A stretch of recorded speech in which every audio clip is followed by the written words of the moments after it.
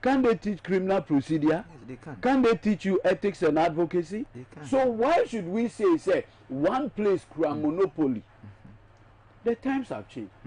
As at 1960, I was searching for Dr. Kwame Nkrumah established a Ghana law school. No, now Nkrumah law school. Unim say na no moko law school. No, Musa. Maximum 30. The whole year. The whole year 30. Now Ghana population only 6 million. And the Ghana population is 32 million. And you are still keeping the old system. It doesn't show, say, a society that is progressive. Into John Dramani Mahama, they share your manifesto move. And upon extensive consultation, your Babema accreditation to the various faculties of law. Then they will run the professional course, law of evidence, civil procedure, company law and practice, ethics and advocacy. Then everybody will now write the common bar exam. To say the course to America, the course to UK. No, these are progressive societies. Into here, they share a manifesto, and that is what we are going to do. Okay. Well, one person on the law, no problem. By entrance exam. No. So we are taking it away completely. Look, me we a law faculty in the year 2011. University of Ghana Faculty of Law. So say a friend no, the University of Ghana Law School. Okay. Mantro entrance exam. As late as 2011, no Biantro entrance exams. Sir. Yes. Me say me I'm an example of that system. Me call law faculty. Me automatic. What was to law school. Automatic. I'm not talking about 20 years ago. 2011. At Tamel's time. At Tamel's Abreso. Me law faculty. That year na direct entrance. Ghana School of Law. Ghana School of Law. Am I not a good lawyer? You are one of the best lawyers in this country. Good. So the entrance exam, what exactly does it do? It's just to prevent people from becoming lawyers. It doesn't make sense. It doesn't make sense. As I'm saying, I will coach you now on Yanchro. Fansa Secretary says, will be to baby no failure. Untiminka said, you make sure you and Mutiesca, Mammy. No, Namenka, where in this world, in our organizational training lawyers, lawyer ni sebio wo, in our call lawyer ni bihoseo, may ye contract, na me other partner and say issue be bad, means me fan court, obey advice me say me sign this. Exactly. But you expect somebody who is going to be trained to become a lawyer to do that. It doesn't make sense. Look, any organization that is interested in transparency, open the paper, open bibia French, why would you be asking people to undertake? It doesn't make sense. No, in fact, me say page 102 or a year manifesto. Yet there are two. In fact, let me read the full provision amount. At the from lawyer, I say, on your lawyer, NDC for we are seeing a party in a lawyer penny. No, I'm Canada. NDC for we are seeing a lawyer penny. So you can appreciate the conversation and the exact provision and the wording in the NDC manifesto. Or say, conduct comprehensive review of professional legal education aimed at accrediting law faculties to run the professional law course under the supervision of the General Legal Council. Consider your macro. Yachro. Verify. A social contract, Ghana for. And in fact, also the heading is a manifesto, paragraph 557. Professional legal education, that's the heading. Okay. And it proceeds. The next NDC government will embark on the following legal reforms to enhance access to professional legal education. We will conduct a comprehensive review of professional legal education aimed at accrediting certified law faculties to run the professional law course. It's here, black and white.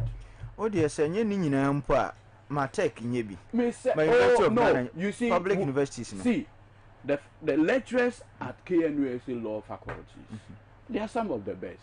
Yes. The former dean, Justice, Court of Appeal Judge, Justice Mekanidia. Okay. He's currently a Court of Appeal judge. Very excellent judge. Very excellent academic. Opachre say he cannot teach civil procedure. I mean, is that what we are saying? And we say, Obi on lawyer judge ni from classroom, wabe judge ni. Also on won't mean civil procedure. Won't mean criminal law. Won't mean criminal procedure. Won't mean law of evidence. So clearly, we are clear in our minds. My young course now, and the music platform we are encouraging young people who are on person a lawyer for. The NDC model is the best. That is what happens in America. That is what happens all over Europe. The faculties will teach you. What I say? The faculty, law faculty. Professor Kwame Janum, Raymond Atugba, Dr. Dominic Akrotinga Yene, Professor Kumado, Professor Kwashiganom, you want to say these are seasoned practitioners, 30 years, 20 years experience. They can't teach law of evidence, then what can they do? And so, these faculties have these renowned lecturers already, and they will teach, and teach what? Look, as I speak to you, there's a Court of Appeal in Kumasi. Yes. There's High Court judges in Kumasi. These judges can teach. If you say they should go and lecture at KNUST, they'll go and teach there. So what's the big deal? What's the big deal? Look, Nkrofo dreams are being curtailed for no reason. For no reason. Lawyers are Ghana for you, lawyers are. Mom, woman, Mulusi Bibiana. Dabi. Me wa ha me no catch is here. Obi here legal service o baby. Look, go to our villages. Access to legal services is so terrible. Why are we doing this to our country? Marty, lawyer, me that's in if I chose is here, I'm in Fish Central. As someone I could say, you cry, and the lady is winning. So, oh, me come true. From 1992, we have never lost a Memphis Central. So all these things were all shenanigans. Thankfully, the High Court judge, secondly, his lordship judge is John Kunto. Brian made the application call here to vacate the injunction. OTA the legal arguments, and he felt that there was the need to vacate. And same has been done. And we thank God and we thank him. Tiwana of Finkra secondly. Yeah, personally. Bibi Samen Famobia. Bibi Samen Famobia. And I'm about Jomro Empires one I'll call it case. Yeah, now make call second. In fact, I spent 3 days in Ivory Coast looking for an expert witness. Yes. Maybe taking me work very seriously. No. Iti Emrana me senior Frank Davis on the other. Into cross examination or the petitioner no by, and I will be saying one question, one or two.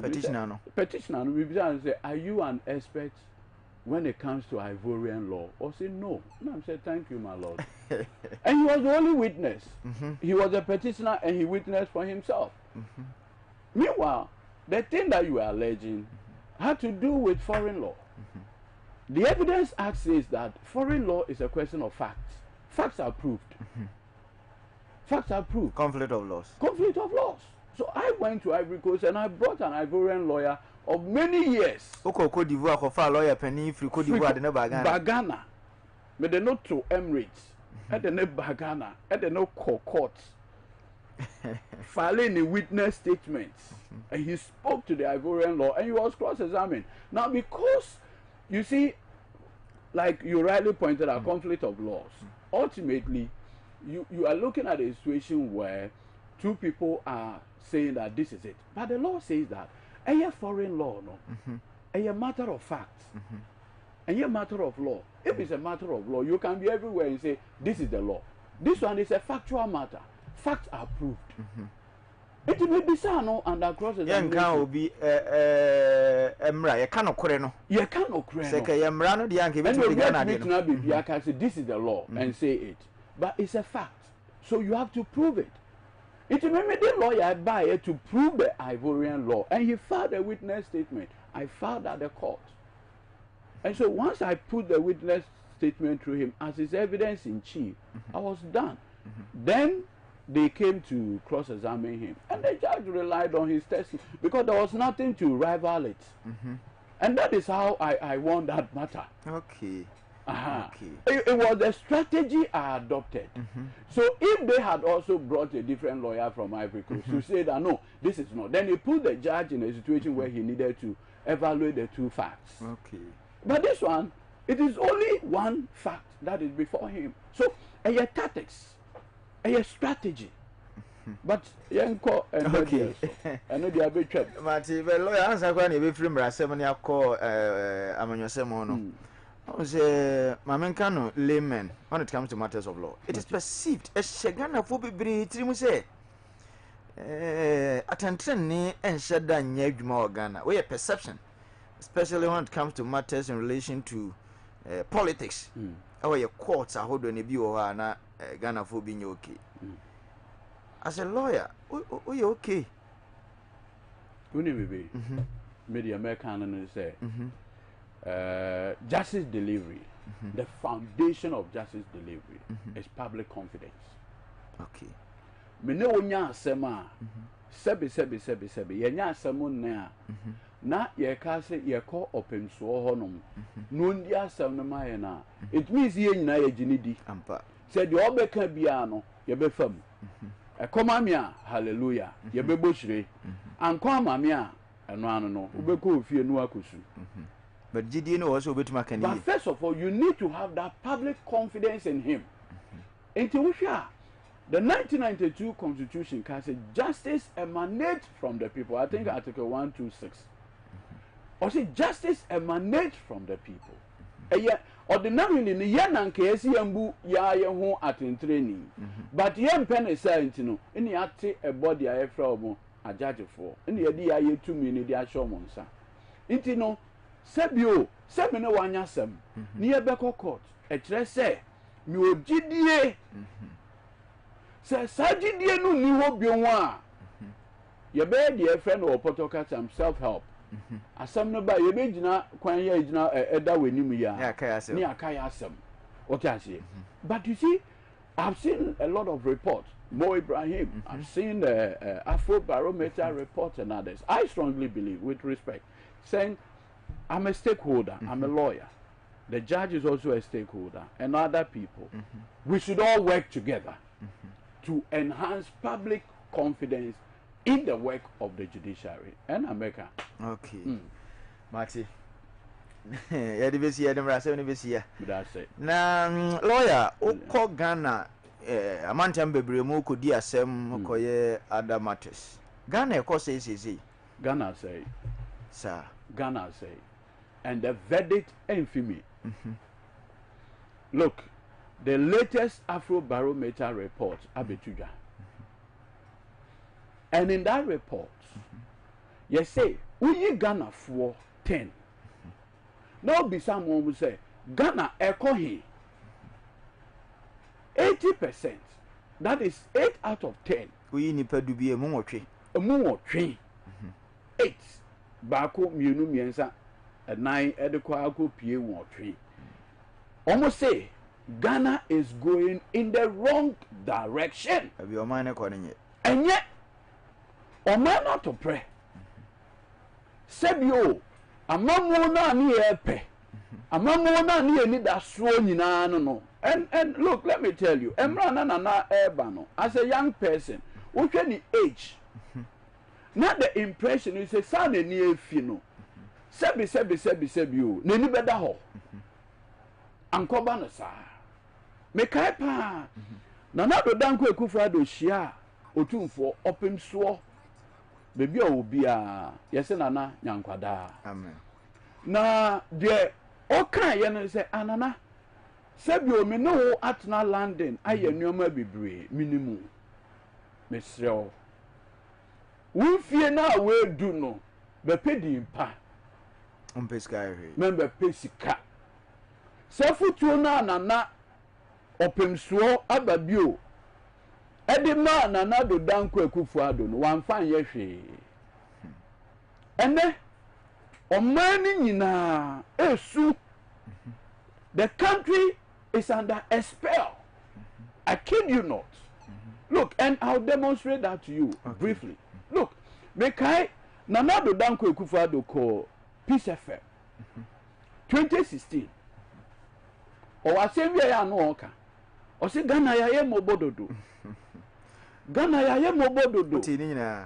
Ghana yo hiamai. Na mamu oboni nti eni ebre. So it is asem. In fact, okoso kra kan say sebio na enkrofo bi sika omunya nti no even though omu mani yi no enya ade a ometumi ayeden resign. What is answer? Okay. Fast forward 8 years under his watch. And then me person yes simple straightforward analysis with you. Mr. Wo, we are Santini. Asante a business. Yes, ya man on nyina obiani mi say Asante a business. And yen sa good. Asante raising notable businessmen from Wache Matres, Apia Menka, Daku Farms. Emra ni enyi no omo na ni ebete omudin. DK Simone giant businessmen. Siam Motors. Enti no Asante ne business any comments like Siamese twins. And yen sa okay. And me no ka say. Sebi. We are Asantini businessman. None of wutie mi a. In 2016, tieniyo. In 2016, so okra 1 million Ghana cedis. Mbacho chotu ho. 1 million Ghana cedis a. Na okra ni oma fi amanone edeba Ghana. Ebia emo. Okra tomato paste. Okra mackerel. Okra broniwawu bronya ebai ye be pe bend down boutique o crash spare pass o swame and o pay wutie me o crash an your man the bar na o kra 1 million Ghana cedis a tieni yo na etime boa ma wo kra enyoma $250,000 1 million in 2016 about $250,000 okay it which me kra broniwawu nko $250,000 ebe tonya sika enya profit now guess what ukra that $250,000 now utmi crash papers e de baga na ha beton utmi kra anwa utmi kra emo utmi kra nyoma bebre e de ba ha beton ene that same 1 million Ghana cedis unim se na ma pacho be mo say $65,000 not even 100,000 no from $250,000 ever $65,000. Oh. Menya, sebi you we are Santini. Now we ye business. Na sika and quantity 2016 now $250,000 ewa wata sono. And then that same money no teniyo amount saying amount $65,000. Emu drone ko form. No, nanado any baumia say economy no. Menka say ma control. Me was senior lawyer bi. Na me ma wa brotre. Ba brotre no me ma wa admission or maybe say oh source of fund bi ana. Enti de oh ye no say. Na our treasury bills. 200,000 Ghana cedis. Okay. So treasury bills of 200,000 Ghana cedis no. Unu say na na ma no. $50,000. Okay. In 2016. In 2016, $50,000. Into the university na where bro training and who said okra $50,000 now. Oscar. The city equivalent of 200,000 Ghana cedis now. Omema abofrana admission amana then ako school. And that same amount $11,000. From $50,000 to $11,000. Now, obisa, or see we have done better. Say you ubu Ghana for ubu Asante businessman. Now ubu emana. A question so no bit me I can say $50,000 is bad, by $11,000 is better. A conman so now bet you a Ashanti businessman. A businessman sebio on na anadu de suom or yejuma. Say $250,000 in 2016 is bad. But $65,000 today is better. Now look, and I want to speak to my brothers in Abosokan. Me no more Abosokan directly. Mesre wo. Sebi. I can't it no. Say one container. Teniyo. $50,000 $50,000 in 2016 with 1 million. Now it means you have 5 containers. 1 million cedis. Yes. Okay. Not mean you have 5 containers. Say spare parts so a day young. And then only 1 container. From 5 to 1. Only pana or the 5 I may do 1 or say I have done better. Sebio Obu Ghana for na. Obu Ben in our woman Ghana ni. Say Obu Emma Ghana ni. What means now in such situation what you do is you apologize. Sebio, who is the chairman of the economic management team? Dr. Baumia. And ne economy na humble Baumia. Now me Sebio, I've always known say Baumia a theoretical. I've always known. It be 2016 and now moving from university to university. Me, I knew he was a braggart. No, ye obi a wo dwane num. Na me nim bagana for Sebio no mu nim. Unum adentia. Me first degree I did it in economics. Okay. At the University of Ghana. I single majored economics. What I say? So me there I've always known. Look, level 200 near course be a friend economy of Ghana. Obi be your study the economy of Ghana. Now we in some about me I can in those days. You knew that he was a braggart. Ojanenum. One and I know can when in doubt observe the exchange rate. Dr. Baumia. One I can say when the fundamentals of the economy are whatever, the exchange rate will expose you. Dr. Baumia, Doctor. Say who moving from 4 to 17 now, who are you? Look, I have said Sebio, Manu Desminaso. Say Baumia will any respect Emma Ghanania. He will not even put himself up for to become the president of Ghana.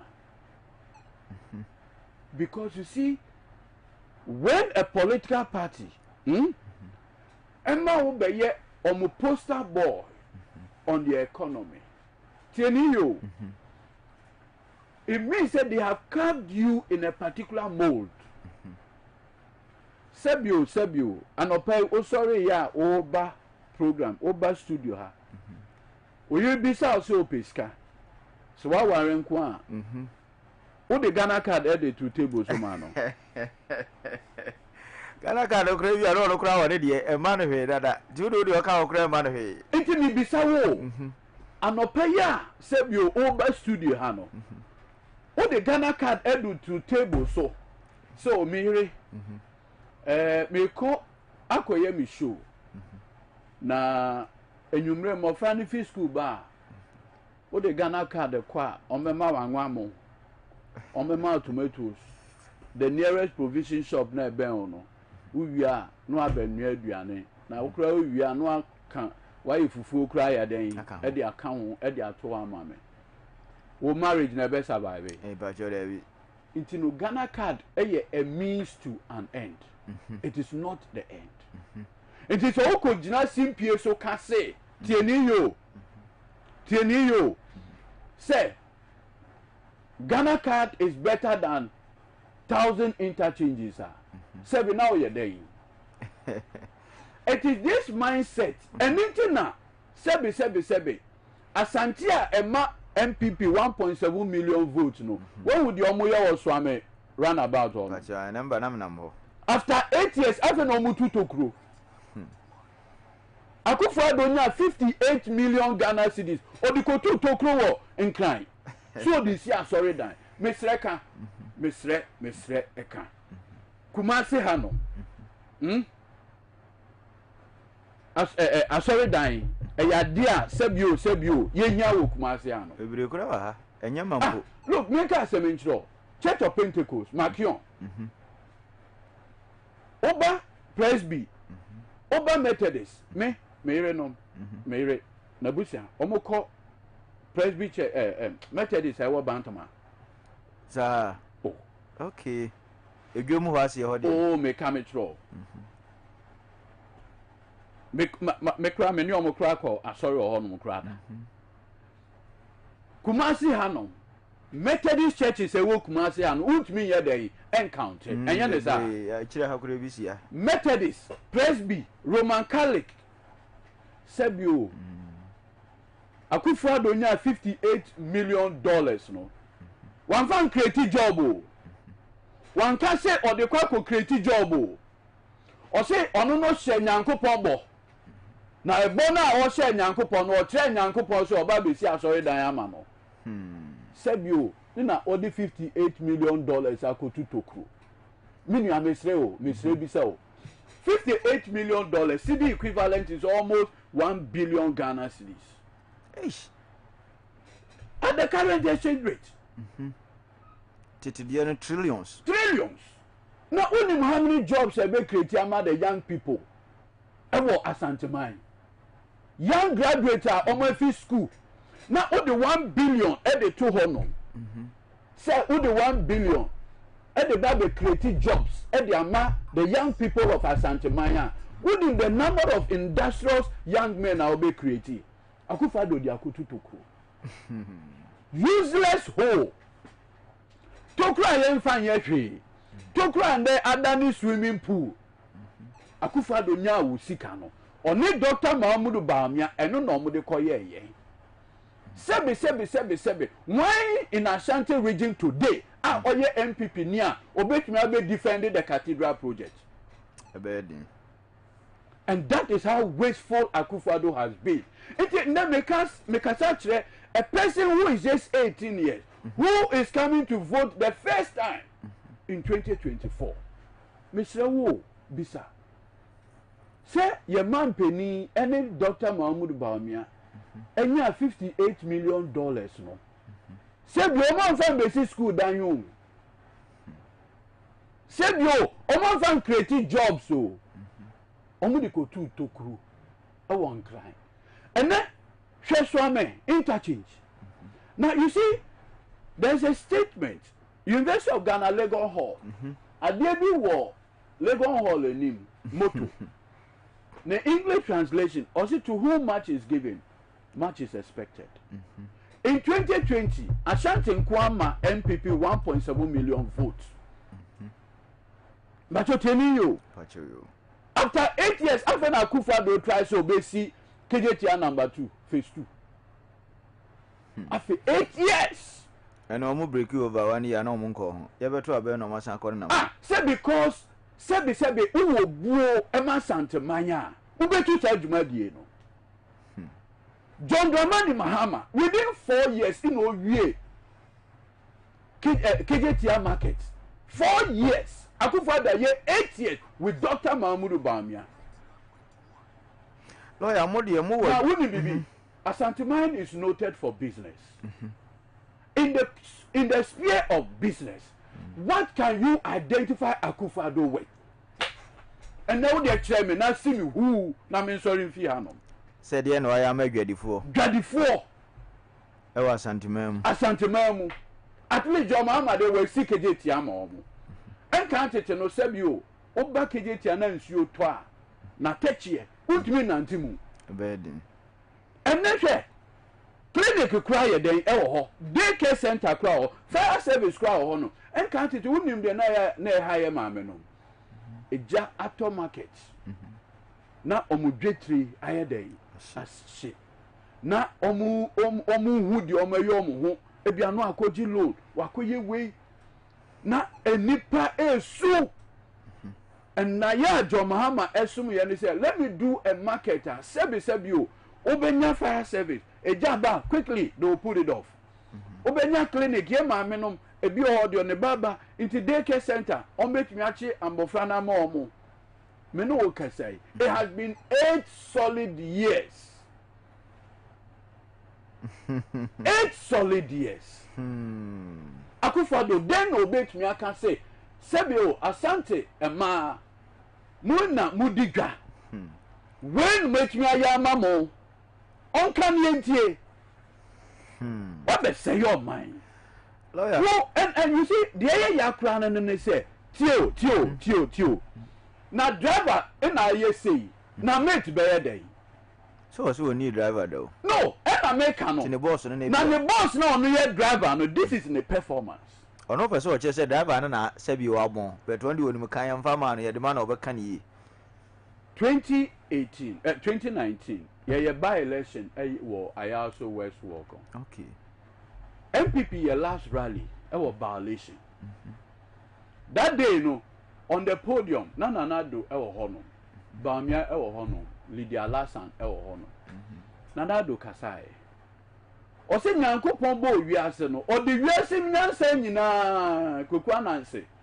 e de she Bamia team ampa no kura paper bi o see your achievements in Bamia ni o Bamia urade de wiase nyansa yes, those were his words ampa o se nyankopon bo wiase no ne koku ananse eye Bamia so ka say koku ananse de otumi de wiase nyansa nyina de nam what I say na o se nyankopon de Ghana wiase nyina nyansa nyina de share Bamia team into no ni mu de o use the word ni vision na odiye dey edibu man unuma de nti Bamia adwane afi ne boss ho no pa chore bi o performance no abon enkoye because you were branded as an economist.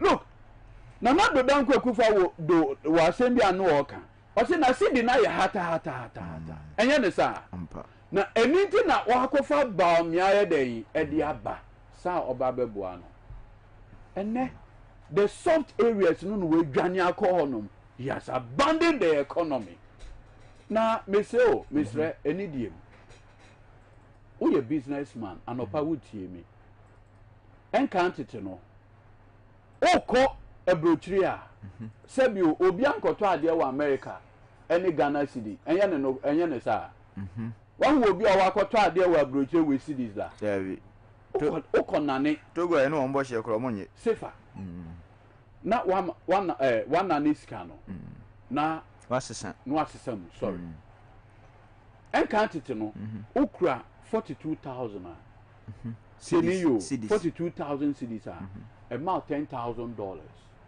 ish 42,000 cedis na amount $10,000 menu no can say here we have 172,000 to get the same $10,000 it is 1.7 billion 1.7 billion say no that $10,000 sebio udiga na onya 42,000 ekonya $10,000 so I save it and then we have 172,000 it means that you need additional 130,000 and swanya the same $10,000 onipa na ye the economy akufo do say Ghana wiase mu nyina ewo and you see unim Bamia ni tu na ni do pampered ni trimu na ni de na what own the platforms are when we dey ya o ye no obi an kono de o hwe ya o ye de eh minia Mr. Kan na unim sebio business people are the verge of collapse businessmen BP akosro omuntimi nkasa because o kasa atem die a time omesmagia refo abe harazio into Ashanti businessmen are quiet because osro so ko kasa omo de gia refo ba be harazio into obi ayekom na woni bibi sebio we a businessman na encantity no onya o 42,000 na onya o $10,000 say ene 172 it means say 130,000 more no it could have been savings and profit for you and you understand and the Bamia campaign platform wouldn't mention my auto. And no platform, I wouldn't mention my auto. Was in Yankupo Ishrano. And I show me, Ampa. But what you need, and upon CSC, or campaign platformer. It's a say, or be Ghana form of bono. Was in Yankupo Ishra or no. And I ashe me and the war. Ashe Asante Mai.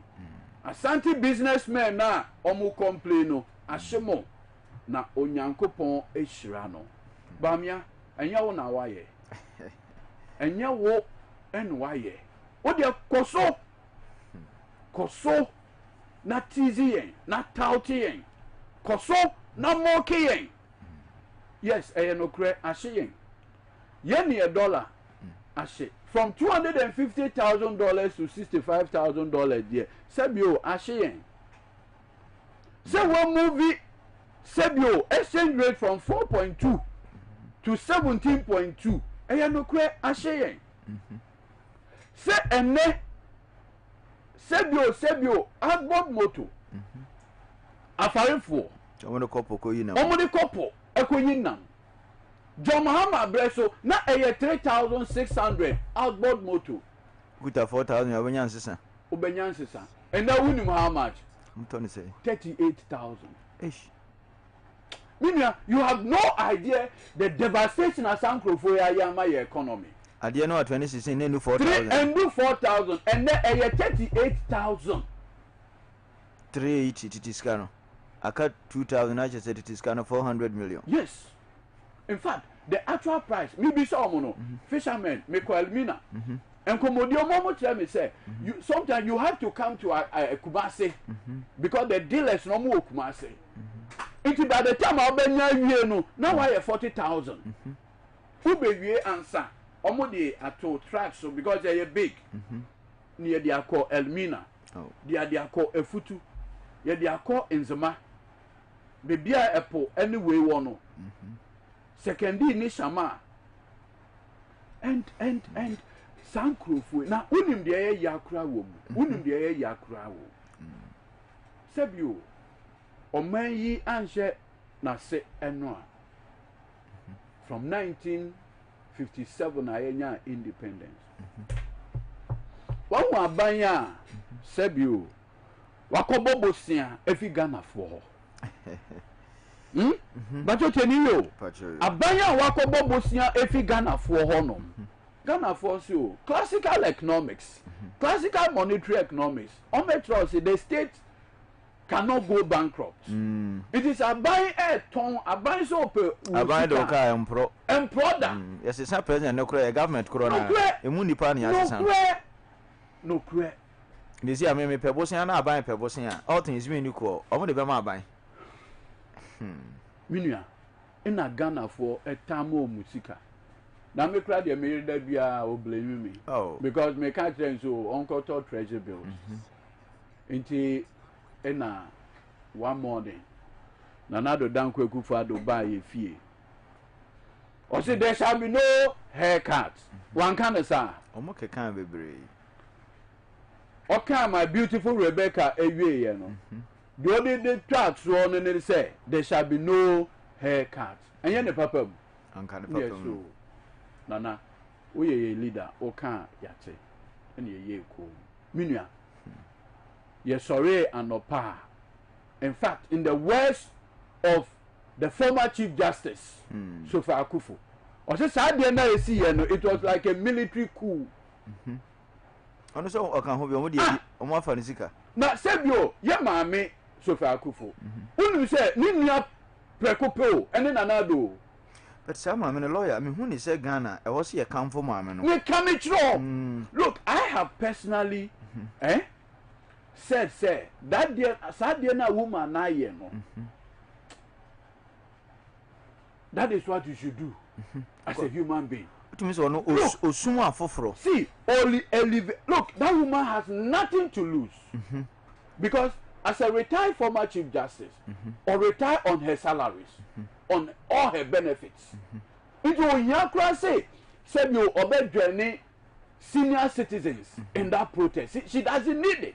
ne ho nkyere no oji pay ti se no ne salary anu oji as chief justice no obeji sant so obewu no oni ho kwan kura so obeba bontin kura be san nyoma no but or put it Ghana first when we say sebio eya na nkrofo ebe edwen se o nana eye achimni quote and quote na papa eye ekwiapimni but akanmemu no eye matrilineal anything akoye say emrepi ye de chebi achim ede batano ho but ne papa owo no if you ekwiapim edina no use no the same name na Sofia use it you bet me aka say sebio omu ye dey enuanom enye ne sa ampa mami babonten na wonum de ntia wonum how much aban take from pensioner bondholders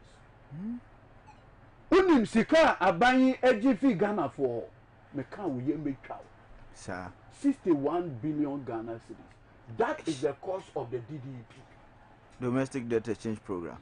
Me say the cost of the Domestic Debt Exchange Program is 61 billion Ghana. I want anybody to challenge me. Well, as I see, I buy a GDA or suspend the payment. I just am about them. I'm going to move it to SSK. Yes, and in fact, it's starting from 2026. 2026 equal. Yes. Akufado, wa bomai no, wa say your money together with Dr. Mahmoud Bawumia. Now Bawumia and I'm say okra bold solution. Look, me o Bawumia video bi. Nanka member wa bo. O say after 8 years. After 8 years. Ya di omaya ma 8 years. After 8 years solution be na wo bi o. Those were his words. And now the namukaso were bold solutions. Bold solutions ben. Misro bold solutions ben na the eya sefem kra na ne say Akufado na say wakofa waba se beboa no ti say bia wo hai woni producer Emma menua pani e na wo produce the show wona offer resource persons den e de mano ono beka so ene topic no for professor you from KNUST for doctor you from Konfonoche Mame for way show na wie about 10 Yapon show afa woni na ma wo ka se wo na nka ye won ko ade na nka one fresh professor no na nka en ko ade na nka wo ko frɛ ma mi bia no wo kwan ne nkyɛn enye wo na ye ni producer enye wo na wo ye na leader so Akufado de da bia wa ono ama ye hu se bi o oko University of Ghana in okoye economics but that economics one fan bobra run what the head e the bobra now wo na wo PhD in economics into ono kwa foul in fact Akufado's choice of running mate in 2007 was Haji Alima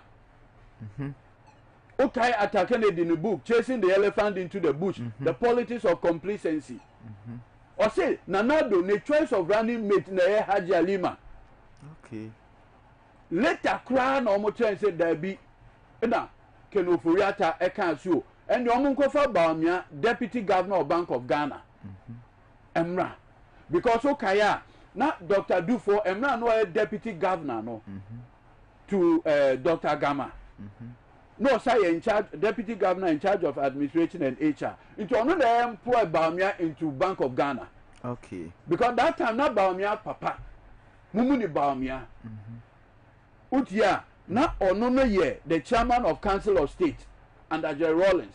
Okay. Iti hona ni papa Emma ni papa dan for e kwabna dufuo. Employ Bawumia e de ba Bank of Ghana. Ino ho na President Kufuor ye den e ba ye. Iti President Kufuor ba ye no elevating no e be no deputy to Polakwa. Okay. Elevating no to the position of deputy governor to Polakwa. Ino ni Polakwa ye den eye ejuma. Na uni sebio oni MPP for kasa in one branch almost a Bawumia eye driver's mate. Pontius Pilate oni mu hwe. I'm not ready Yesu Christo de ba Pontius Pilate enim no. O se enkofa nsuo seminar emre no no ro ne nsa enye ne sa o se de Akufo-Addo ye bia no onim ho hwe no no o driver's mate but in one breath almost were implementing 33 policies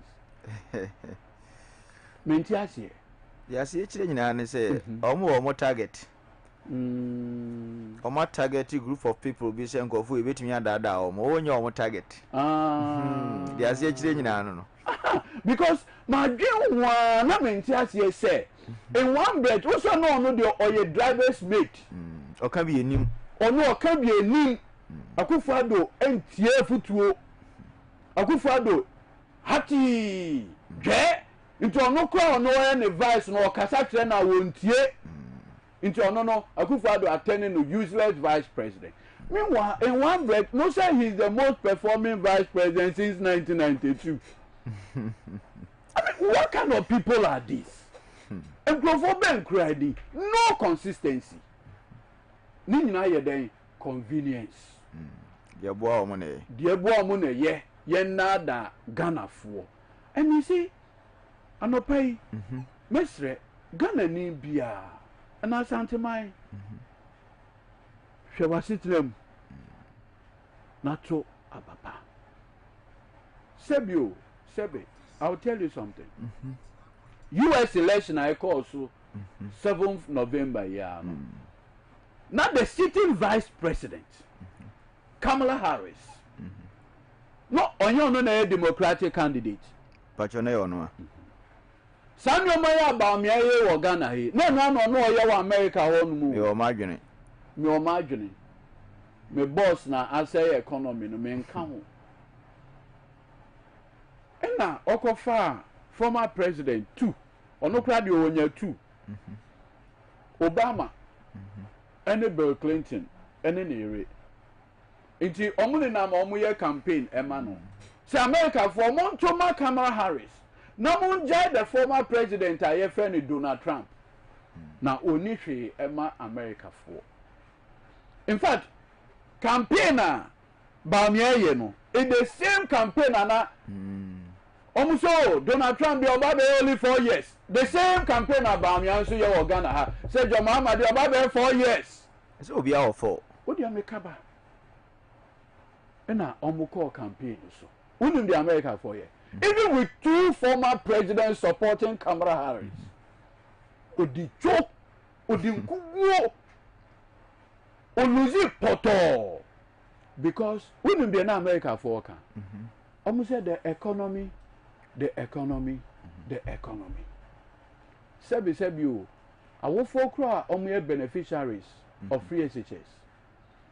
If the economy is better, obey your extra classes fee at the amanema.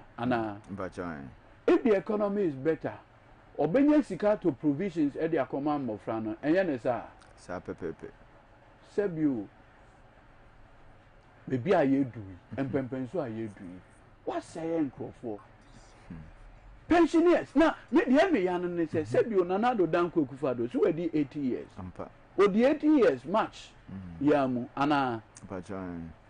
Now, pensioners. Ubia wabone bra. Ubia Sebio. Now, over the opportunity to spend the Sika Basa. Or say that be the better government bonds. What is the Canadian no? For the principal and the interest in manner, also won't me unless in 15 years' time. Now, within 15 years' time, no. Time almost almost idea, no. 2035. Hey, Eddie, now, Mimia. Now, yet your mind shall son. Now, what say on mine to this level? Look, there is this famous American, so a comedian or rapper, your friend of Michael Blackson. This American comedian, yeah, your friend of Michael Blackson. Wouldn't my summer worker? I say, lawyer. When you say me no occasion to see Akufo-Addo was Ghana's international brand. Because this Michael Blackson, no Akufo-Addo rough. Into Oma Autobons in $1 million. Hey, Asamawa. Mr. Autobons saying $1 million worth of bonds. Abeshi. In a autumn, yeah. Akwano was social media soon. In fact, he uses the word that government of Akufo-Addo has stolen my money. Oh. Me so that will be uncle Jina baby and can say Edudzi Tinahana or Bosemuka. Ghana Web.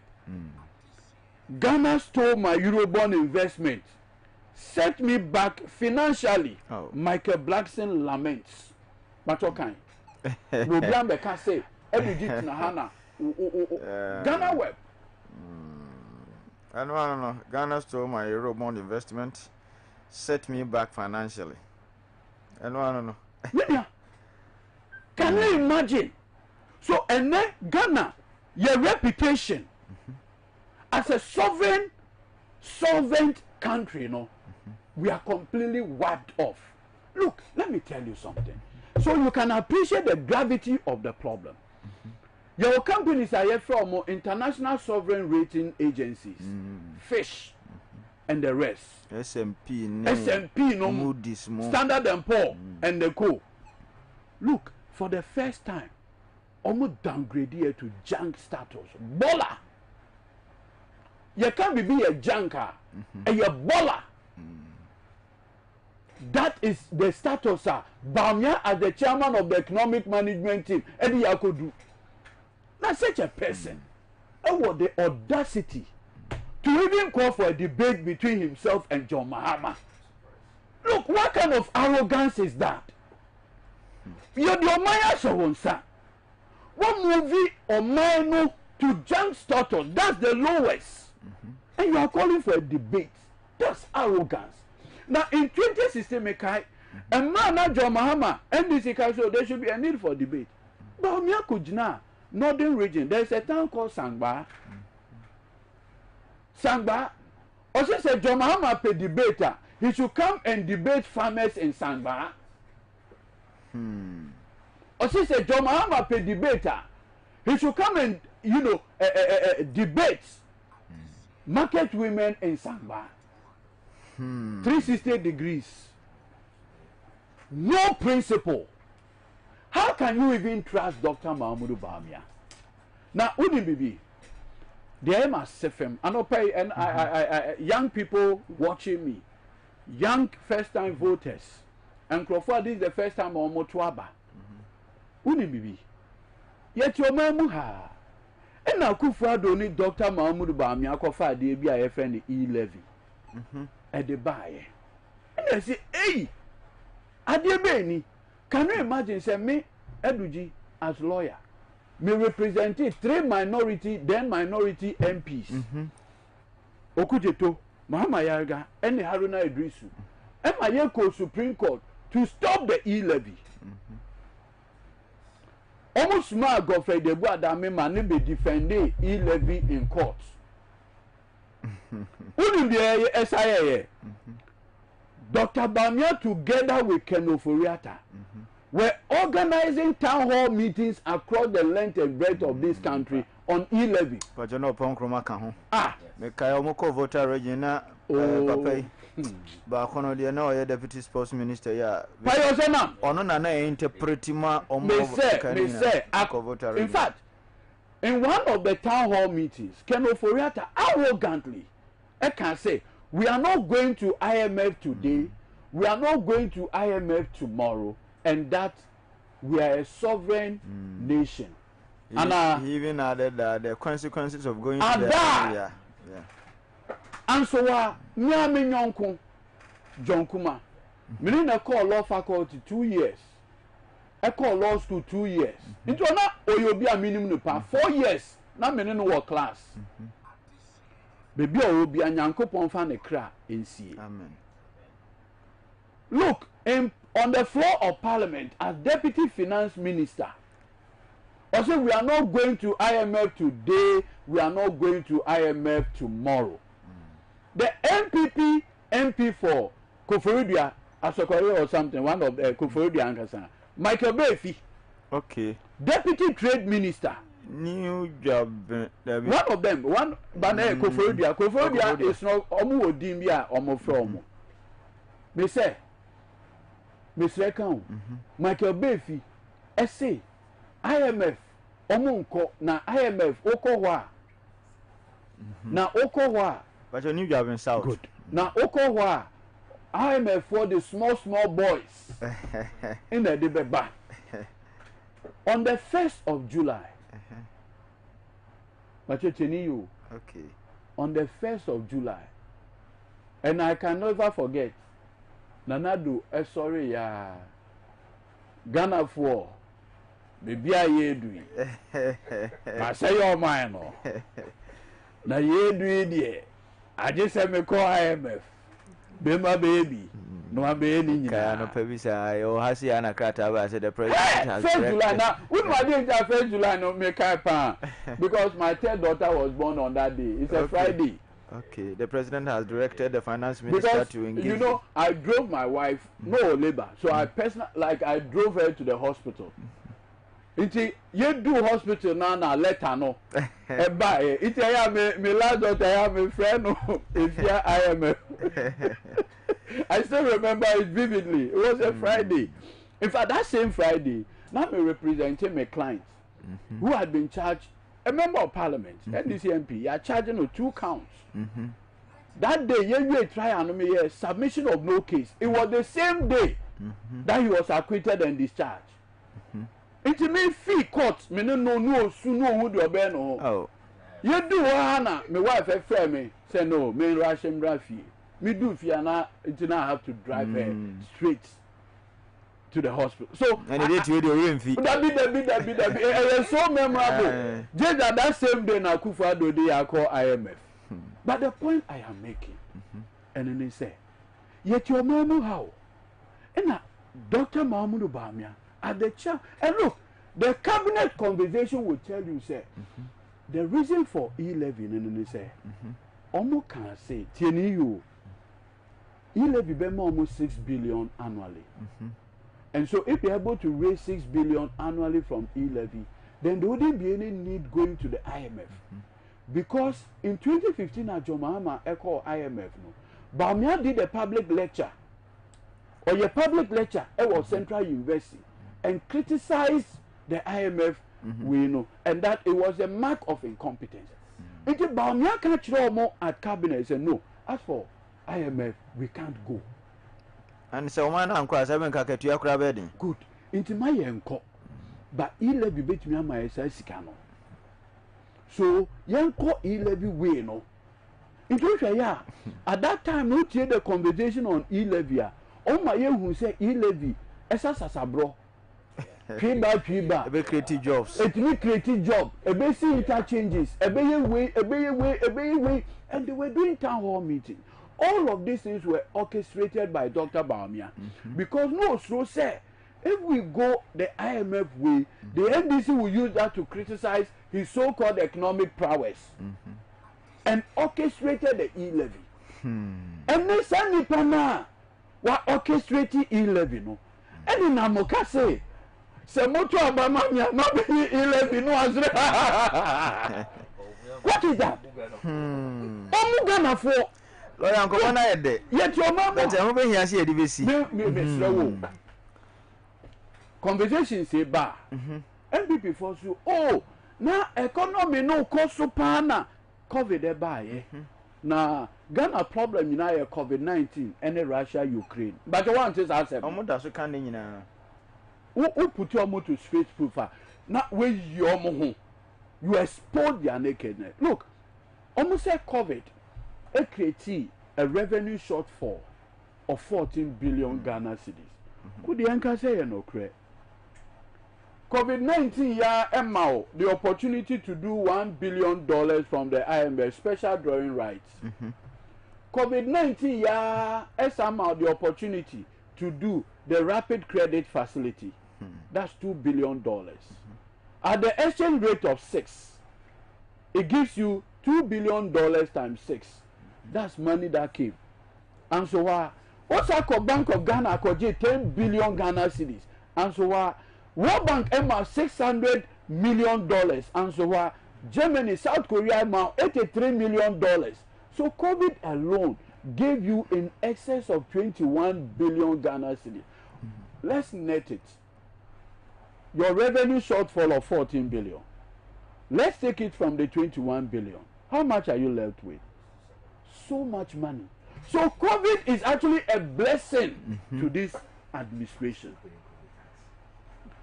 What is the justification now? Bamia, as we speak, we are still paying COVID-19 levy. Look, Menka Sabintro, the people running restaurants, and then Oko restaurant via you are paying 1% COVID-19 levy. Oko hotel via you are paying 1% COVID-19 levy. Do we still have COVID? No. Do we still have COVID? Levy. Okay, yeah. Miami Leonard friend Kudzo Ponkruma then as Minister of Misinformation. Ebeka tell say, Teniyo, Ebeka tell say, free water now mo de maye in 2020 no. Any free food no, ni adwinse sika de fi. Free electricity ni adwinse fi. Meanwhile we knew. So they went into the stabilization fund, took $200 million from the stabilization fund at the exchange rate of 6. It gave them 1.2 billion. So 1.2 billion, almost the 200 million at the year free water, free electricity. 54 million at the year free hot meal. Bianina no muchiche election address no. Free water, free electricity no. So 200 million dollars no. It's not even the COVID money. Now, before Benjamin, and now you call IMF. No? IMF demanded say as one of the preconditions, we needed to audit COVID funds. In the Auditor General Nanado Danko Akufo-Addo appointee here no, a special audit. Now who knew the buy? Who knew the buy in the special audit? Almost say 500 million Ghana cedis of COVID money was spent outside GIFMIS. Now let me ask you, why would the government spend money outside GIFMIS? The GIFMIS system is a tracker. GIFMIS MRO tracking government spending. Because you see, I buy one CD offer cry yebehu. Once you use the GIFMIS system, because it provides a trace. So Abaya will be spending 500 million Ghana cedis outside GIFMIS. You know what is the intention? Yes, on person will be one contact. On person will be one contact. Now, when you then on this kind of MPP parliamentary candidates in 2020 will be behind 100,000 Ghana cedis. MPP constituency executives will be behind 10,000. MPP regional executive will be behind home. Me audio be man. Oh, Felicia Tete. Felicia Tete. The MPP Northern Regional First Vice. Into COVID-19 sikano in omuchichema omo executive and parliamentary candidate. 275 MPP parliamentary candidates were given COVID-19 money. Now only dentina sebi Akufo-Addo epe third term through Dr. Mahmoud Bamia. Only dentia. But so be through accountability. How is Akufo-Addo, and I'll conclude on this. How is Akufo-Addo going to justify the over $54 million contract to Nema girls? No? I want to baby DSC very briefly. We could answer question. Where the lawyer more assemble po. Menkas, who the trouble menkas so me person santimai enter sadi ni. Akufo-Addo ne bag girl. Our boyfriend now in Nigeria ni. Your friend is Stephen Okoro. Nempna. Okay. But only now about girl back home. In fact, that's Akufo-Addo's granddaughter. Okay. Only Nigeria ni na awo.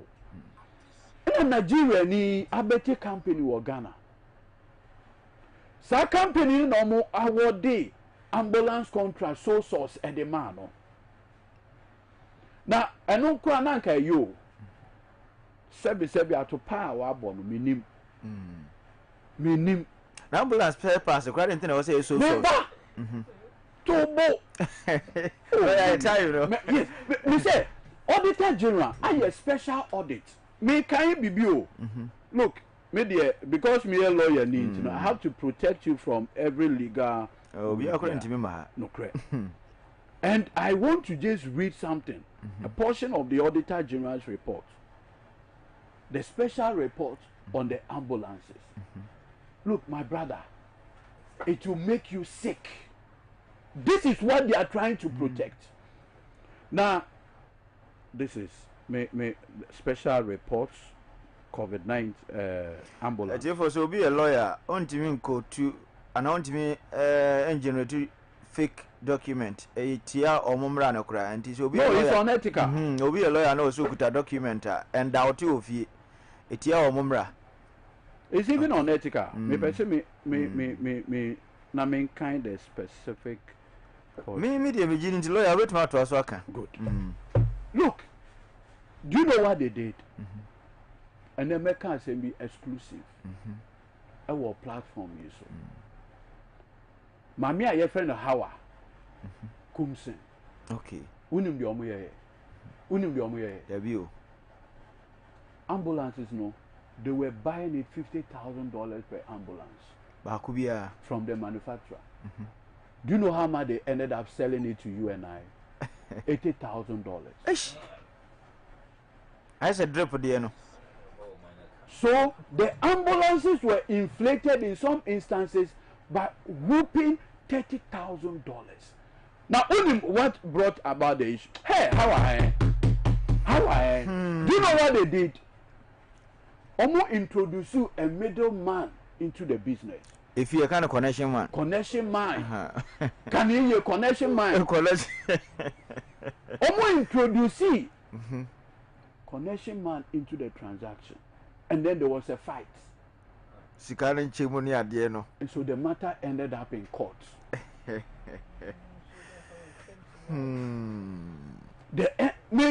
Exclusive on your platform. So the matter ended up in court. And a court document, you can't hide it. Public. And what kind of details are? And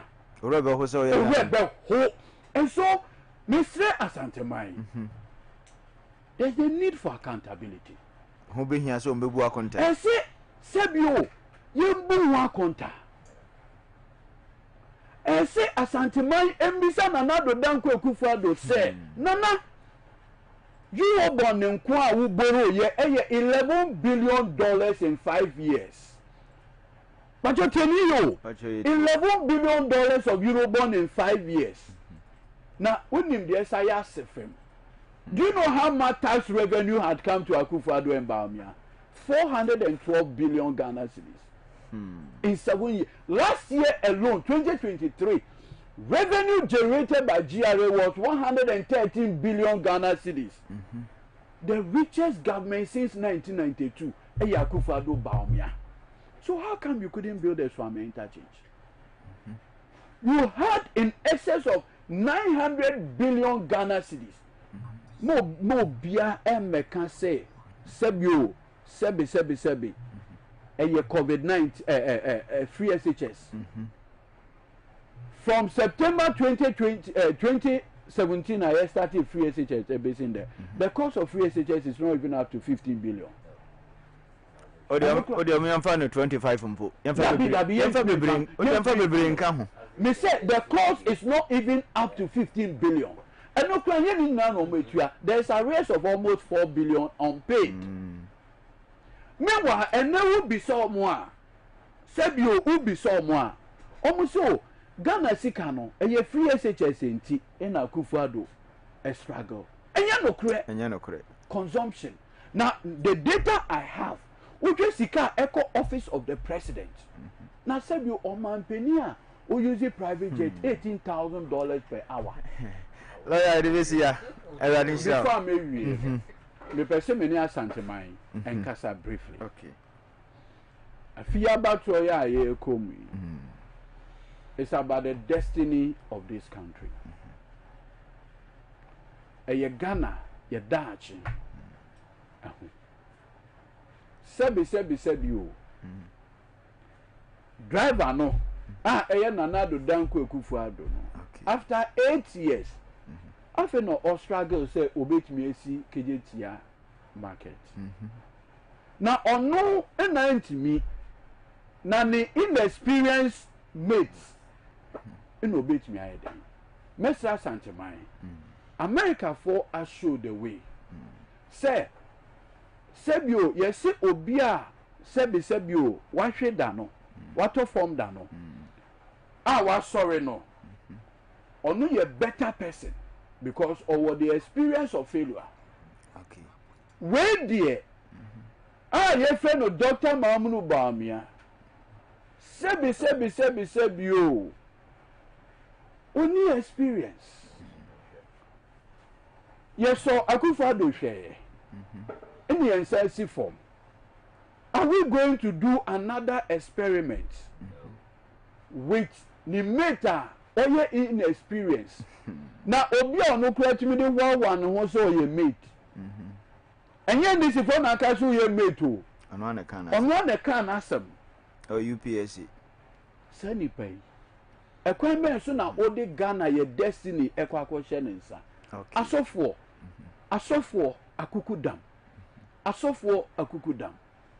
mo na Ghana for etie mo congregation imam for no mesra mo enidie mo nkasa nche masori ma no look asofo churches are almost save musika DDP achi omo no omuntimi nka because omusro say church members ebe sorry etia omo. How are you going to reward Dr. Baamia? And so one of the things I mesre say asanteman asante fokoto sebio ekoto aba ema Baamia MPP for kra emu omo because on mekasi o se ebu man no troka amamu ofu yi kra no sebe asanteman be ya be den ebe to amaye mesremo enidiem empempenso a yedu no esi nyina yen sori waka nien tuntosu kokko enkyere Dr. Maamunu Baamia eni Akufo-Addo a ope a third term said the whole MPP ni polling station executive why you say oh MPP die eno ano no sebio edidi a omudidi o ka hu bia na look me no can say Baamia brother just 1 minute no okay Baamia brother Baamia na pa no mo 19 children of the 19 no 3 in only omo one mother one father the brother a friend Ibrahim our company be a friend a resource access in the space of this period contract in Kwawanya is 200 million Ghana cedis. What we offer MPP polling station executive, polling station zonal coordinator, $200 million Ghana cedis here airco. Baamia, the chairman of the Armed Forces Council, ultimately the contract a money brother, Southern Command, Teshi, road contracts, ultimately the money brother, Cocoa Roads, ultimately the money brother. Minya. Well, we hear MPP now was some MPP from 1992. Send Wanya. It is a old now to Aba Emma Dr. Maamunu Baamia. And Profona Omo Akufo-Addo who now Omo Edidino. Omo Nebeko to Edidi wa MPP no. So one kasano and yase one kasao beden. Obesi semu. Sir, one day binu. Say a different MPP by a bar, they can recognize you. Medase. My enjoy interview ni pa bet me so ba ko pe na meka che me ni se woni mu dada but Ghana fo ni da mo so papa visi mu bi de ogidie se woni gidie no kura me de mu ogidie se yewra mahama ebe e den a o mo be ya adwuma wa te ne general ho ndie na woni bi wan kura professor bi ewo Kumasi Technical Institute. 30 seconds. Professor Smart Sapon. And also acquire opinion pool. Opinion pool, yeah, acquire and will say Baamia will do 76% in Ashanti. Now, when the airport train now. Airport train is a voice in the cover. And yes, I cry. Or say Baamia will perform better than Akufo-Addo in Ashanti region. Oh no, boy.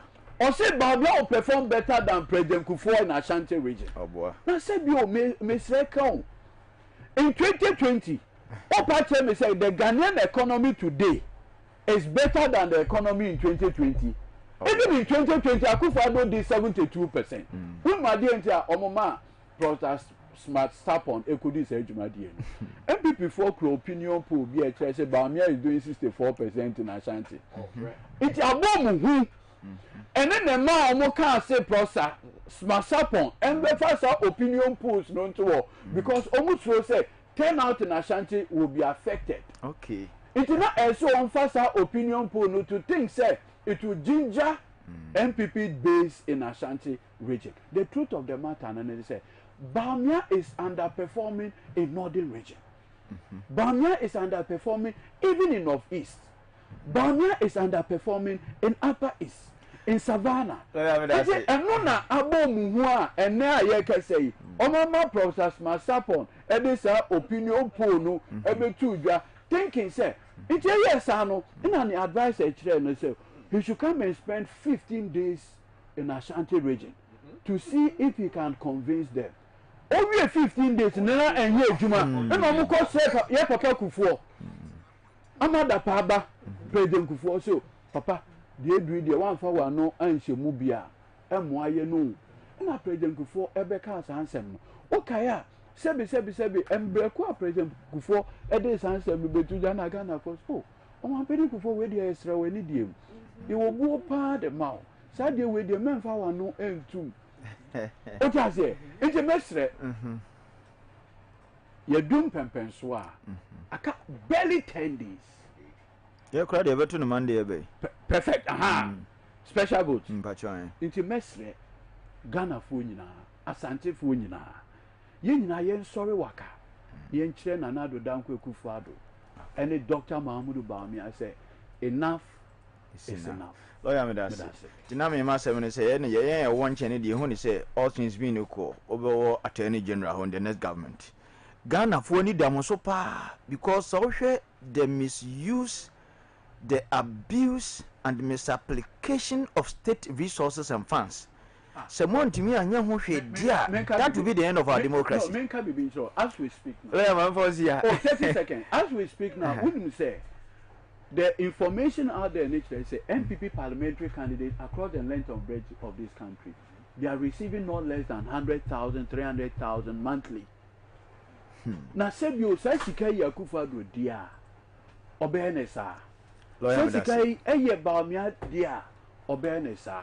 Okay. Manuelsi. Mo, a friend lawyer Kudzo Edudzi Tameklo, on a director of legal services, NDC party nina where we are seeing ono ne lawyer penny a oda wo mo ano ye de bisi na and we are time be 7 minutes ye de bisi na ye ira o hine from Palmer yan tie so ma ba fidie ma so mbe chia be don be na lawyer wo hanti oh sir o mantini okay send your money me so from Paul Dinkom ma tie ready nshira wo mo nti akire ye ba twetwe ho nkomo